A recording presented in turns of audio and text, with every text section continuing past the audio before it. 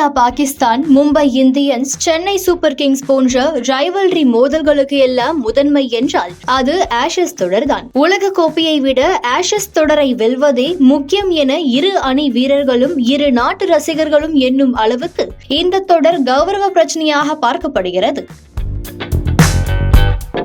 1882 ஆண்டு தொடங்கிய இந்த மோதல் 2 ஆண்டுகளுக்கு ஒருமுறை என கடுகளவும் சுவாரஸ்யத்துக்கு குறைவின்றி நடைபெற்று வருகிறது. டெஸ்ட் கிரிக்கெட் எல்லாம் அழிஞ்சு போச்சு, இனிமே T20 ஃபார்மேட் கிரிக்கெட் என்று சொல்லிய பலரது வாயையும் அடித்து வருவதுதான் ஆஷஸ் டெஸ்ட் தொடர். அதற்கு மைதானங்களில் குறைவில்லாமல் கூடும் கூட்டங்களே சாட்சி. இந்நிலையில் ஆஸ்திரேலியா சென்றுள்ள பென் ஸ்டோக்ஸ் தலைமையிலான இங்கிலாந்து அணி நவம்பர் 21 முதல் ஜனவரி 8 தேதி வரை 5 டெஸ்ட் போட்டிகளில் விளையாடுகிறது. முதல் போட்டி பெர்த் மைதானத்தில் இன்று தொடங்கியுள்ளது. முதல் போட்டியில் பாட் கம்மின்ஸுக்கு பதிலாக ஸ்டீவ் ஸ்மித் ஆஸ்திரேலியாவை வழிநடத்துகிறார். இன்றைய போட்டியில் டாஸ் வென்ற இங்கிலாந்து கேப்டன் பென் ஸ்டோக்ஸ் முதலில் பேட்டிங் செய்ய தீர்மானித்தார். பெர்த் மைதானத்தில் இன்று மிச்சல் ஸ்டார்க் எனும் சூறாவளி வீசியது. ஸ்டார்க் சூறாவளியின் வேகத்தை தாக்குப்பிடிக்க முடியாமல் இங்கிலாந்து வீரர்கள் வருவதும் போவதுமாக இருந்தனர். விக்கெட் மழை விடாமல் தூறியது. கிராலி, ஜோக்ரூட் டக் அவுட் ஆகினர். கேப்டன் ஸ்டோக்ஸ் 6 ரன்களில் பெவிலியன் திரும்பினார். ஹேரி ஃப்ரூக் 52 ரன்களுடன் அரை சதம் அடிக்க Ollie Pope 46, wicket keeper Jamie Smith 33 ரன்கள் எடுத்தனர். மற்றவர்கள் சொற்ப ரன்களில் பெவிலியன் திரும்ப இங்கிலாந்து அணி 172 ரன்களுக்கு ஆட்டமிழந்தது. மிச்சல் ஸ்டார்க் 7 விக்கெட் சாய்த்து அசத்தினார். தன்னுடைய டெஸ்ட் கிரிக்கெட் கேரியரில் சிறந்த பந்துவீச்சை அவர் இன்று நிகழ்த்தினார். இதற்கு முன்பு ஒரு இன்னிங்ஸில் 6 விக்கெட் வீழ்த்தியதுதான் அதிகபட்சமாக இருந்தது. ஆஸ்திரேலியாவுக்கு நாங்களும் சளைத்தவர்கள் அல்ல என்று மைதானத்தில் கதகளி ஆடினர் இங்கிலாந்து பவுலர்கள். தொடக்கத்தில் ஜோப்ரா ஆர்ச்சர் மற்றும் பிரைடன் கார்ஸ் அடுத்தடுத்து தலா 2 விக்கெட்டுகளை வீழ்த்தி மிரட்ட, பின்னர் கேப்டன் பென் ஸ்டார்க்ஸ் ஆட்டத்தை கையில் எடுத்து விக்கெட் மழை பொழிந்தார்.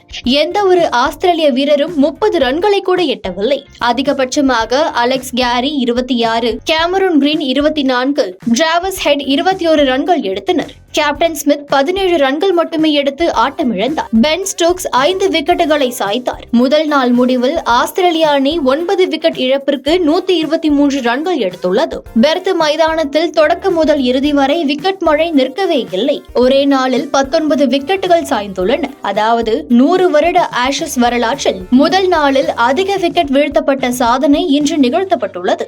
இதற்கு முன்பு 2001 ஆண்டு ட்ரெண்ட் பிரிட்ஜ் மைதானத்திலும் 2005 ஆண்டு லார்ட்ஸ் மைதானத்திலும் 17 விக்கெட்டுகள் வீழ்த்தப்பட்டிருந்தன.